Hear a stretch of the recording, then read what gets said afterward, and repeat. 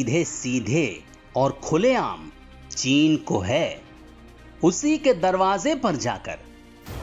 PM Modi की इस 56 इंची ललकार के मायने बहुत बड़े हैं। दुनिया ने विस्तारवाद के खिलाफ मन बना लिया है। तो कौन है ये दुनिया? कहां है ये दुनिया?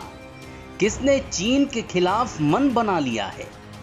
परतों को टटोलेंगे तो समझ जाएंगे कि भारत की स्थिति अब बेहद मजबूत है, जैसी पहले कभी नहीं रही।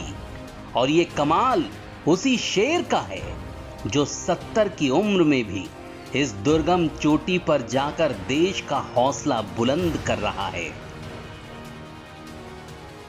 चीन की विस्तारवादी नीति के खिलाफ दुनिया ने कैसे जंग छेड़ी है, इसका नमूना आप भी देख लीजिए।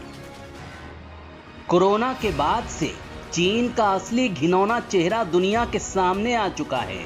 ये महामारी फैलाकर वो दुनिया में अलग थलग पड़ चुका है।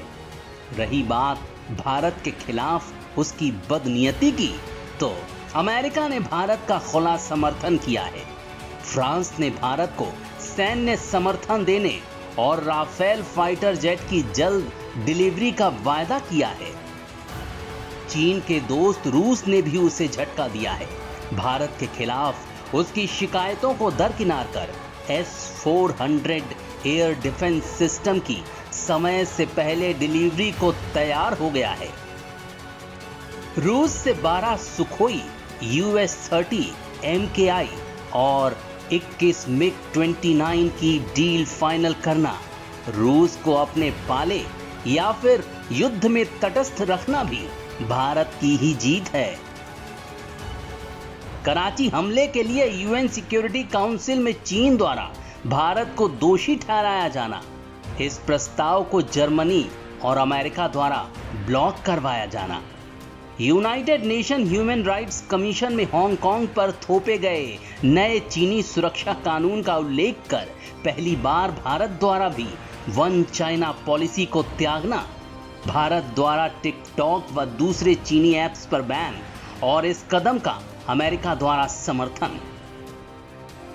अमेरिका द्वारा चीनी कंपनी हुआवे को चाइनीज कम्युनिस्ट पार्टी के संग संबंधों के कारण प्रतिबंधित किया जाना, म्यांमार द्वारा चीन पर आतंकी संगठन पैदा करने और क्षेत्रीय शांति के लिए खतरा पैदा करने का खुला आरोप लगाना और वैश्विक कम्युनिटी से चीन के विरुद्ध सहायता मांगना भी चीन के लिए एक धक्का है। साउथ चाइना सी में युद्धाभ्यास कर रहे चीन को फिलीपींस द्वारा दो टूक लहजे में चेतावनी देना कि इसके चीन को गंभीर परिणाम भुगतने पड़ेंगे। ऑस्ट्रेलिया द्वारा चीन को ध्यान में रखकर अपने रक्षा बजट में अगले कुछ सालों में की जा रही 40% की बढ़ोतरी, ब्रिटेन द्वारा हांगकांग में 2.6 मिलियन नागरिकों को 5 साल तक ब्रिटेन में रेजिडेंस देना और उसके बाद उन लोगों को ब्रिटिश नागरिकता प्रदान करने की घोषणा भी चीन के दमनकारी चेहरे को ही उजागर करने वाला है।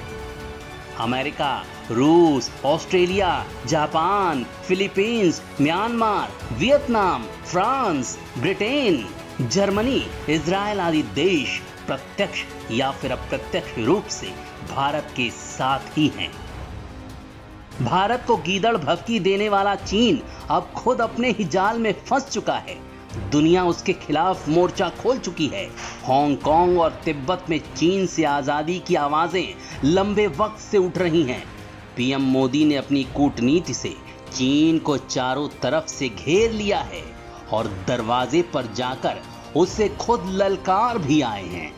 चीन पर आज पूरी दुनिया का दबाव है और उसका भारत के खिलाफ एक गलत कदम उसके भूगोल को ही बदल सकता है।